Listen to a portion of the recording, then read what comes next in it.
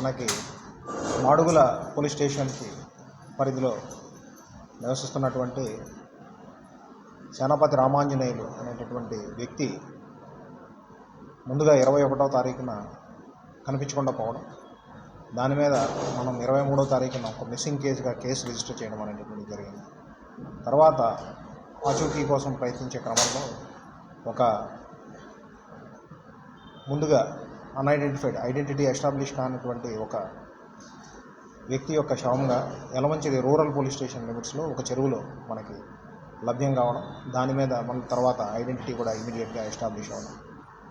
తర్వాత అది సేనాపతి రామాంజనేయులకు సంబంధించిందిగా గుర్తించబడిన తర్వాత బాడీ మీద ఉన్నటువంటి రక్తగాయాలు, అలాగే డాక్టర్ గారి ఒపీనియన్ మీద, పోస్ట్ మార్టం జరిపినటువంటి డాక్టర్ గారి ఒపీనియన్ మీద ఇది ఒక హత్యగా గుర్తించిన తర్వాత ఇమీడియట్గా మనం ఒక 5 టీమ్స్ని జిల్లా వ్యాప్తంగా ఉన్నటువంటి అప్పటికి ప్రాథమికంగా లభించినటువంటి ఆధారాల మీద ఒక 5 టీమ్స్ని ఫామ్ చేసి ఎవరితో అతను లాస్ట్గా కలిశాడు, ఎవరితో మీట్ అయ్యాడు, సో ఎక్కడెక్కడ తిరిగి ఉన్నాడు అనేటటువంటిది సాంకేతికమైనటువంటి ఆధారాలతో కూడా మనం దాని మీద త్వరగా ఇన్వెస్టిగేషన్ అనేటటువంటిది టీమ్స్ ద్వారా చేయించడం. అనకాపల్లి డిఎస్పీ గారు మరియు పరవాడ డిఎస్పీ గారు ఇద్దరితో కూడా సంప్రదించి ఇద్దరి ఆధ్వర్యంలోనే 2 టీమ్స్ కింద 2 వైపుల నుంచి కూడా పర్సూ చేసే విధంగా ఏర్పాటు చేసిన తర్వాత మనకి సాంకేతికంగా దొరికినటువంటి ఆధారాలతోనే,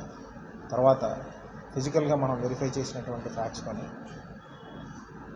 ఈ హత్య అనేటటువంటిది చేయడానికి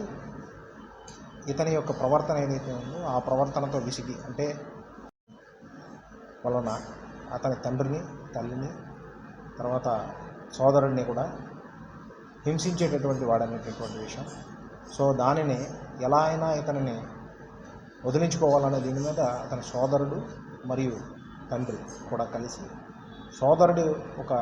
ఫార్మా కంపెనీలో పనిచేస్తూ ఉన్నాడు, అతనికి అసోసియేట్ అంటే అక్కడ పనిచేస్తున్నటువంటి ఇంకొక వ్యక్తి యొక్క సహాయాన్ని తీసుకొని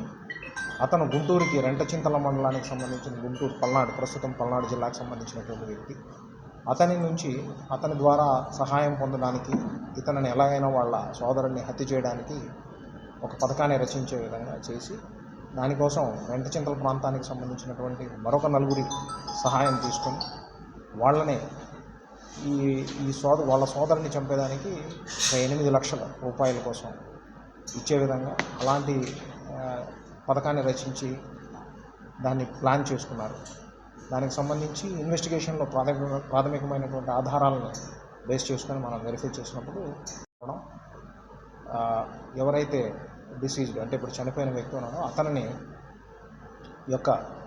మూమెంట్స్ ఎక్కడ, అతను ఫాస్ట్ ఫుడ్ సెంటర్ ఎక్కడ, ఇవన్నీ కూడా ముందుగానే రెక్కీ చేసుకొని వెళ్ళడం అనేటటువంటి విషయాలు వెలుగులోకి వచ్చాయి. తర్వాత సబ్సిక్వెంట్గా నెక్స్ట్ డే అతని ఫాస్ట్ ఫుడ్ సెంటర్కి చేరి వ్యక్తితో మద్యం కూడా తాగిపించి అతనితో కొంచెం సన్నిహితంగా మెలిగి తిరిగి కారులో తీసుకుని వెళ్ళే క్రమంలో అతనిని ఒక పదునైనటువంటి కత్తితో హత్య చేసి అక్కడి నుంచి ఆ బాడీని ఏదైతే అతని శరీరం ఉందో దానిని